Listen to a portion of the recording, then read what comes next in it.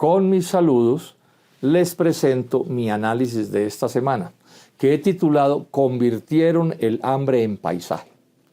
Es la tercera vez que cito en esta columna una información que se publicó en 2008 y sobre la cual poco se opinó.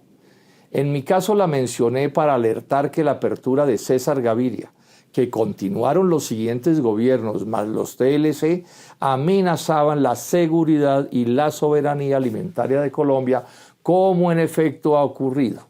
Amenazas tan ciertas y tan graves que, comillas, voy a citar, promovido por la ONU y la FAO, el Fondo Mundial de Diversidad de Cultivos, 11 importantes instituciones agrícolas y 60 países decidieron construir en Noruega unos silos subterráneos y blindados para depositar en ellos 3 millones de semillas de diversas especies, con el propósito de precaver a la humanidad en caso de guerra nuclear, impacto de asteroides, atentado terrorista masivo, pandemia, catástrofes naturales o cambio climático acelerado, y cierro las comillas. Sobre las posibilidades de que ocurrieran catástrofes como las mencionadas por la ONU y la FAO, el coronavirus y la invasión de Rusia a Ucrania en apenas 20 años demostraron que sus temores no eran infundados y que llegarán otros problemas que incluso pueden ser más graves. Se calcula en 800 millones las personas que literalmente aguantan hambre en el mundo. Y en Colombia, 1 de cada 4 familias apenas come 2 veces al día. Otra manera de medir el número de hambreados.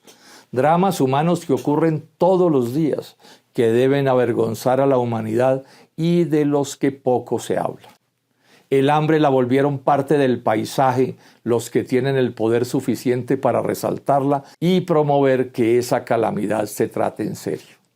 Y todavía menos se mencionan sus causas, globales y nacionales, y cómo modificarlas. Fue notorio que en las pasadas elecciones el tema pasó de agache para peor en un país que tiene tierras, aguas y gentes de sobra, para que nadie se acueste a dormir con dolor en el estómago, no porque comió mucho, sino porque no comió nada. Y tampoco se menciona en serio, y mucho menos se plantean soluciones, que el hambre en el mundo y en cada país, incluido Colombia, empeorará en 2023 al agravarse sus causas de sobra conocidas. Además de la pobreza consuetudinaria, la especulación de los oligopolios de las transnacionales ha encarecido los fletes marítimos y los alimentos y los insumos agrícolas importados, cuyos precios elevan casi sin ninguna cortapisa. Y en el gobierno de Iván Duque, para completar, el precio del dólar sufrió un aumento considerable al pasar de 3.000 a 4.000 pesos.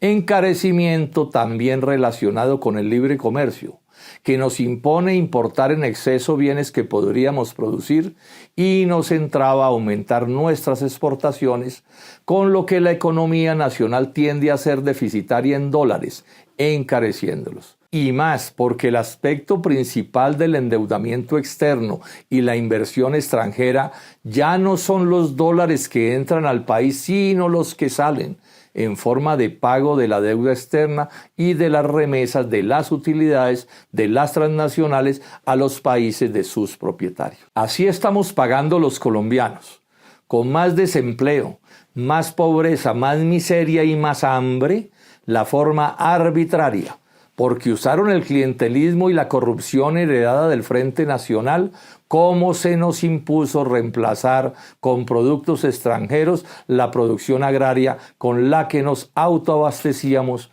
al abaratar las importaciones y encarecer la producción interna.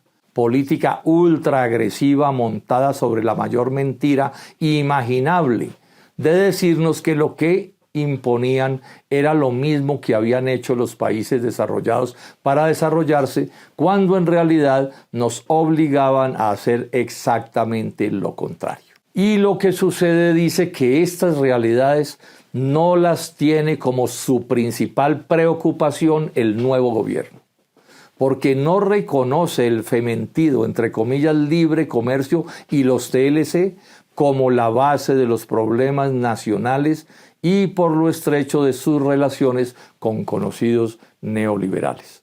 Bogotá, 8 de julio de 2022. Muchas gracias.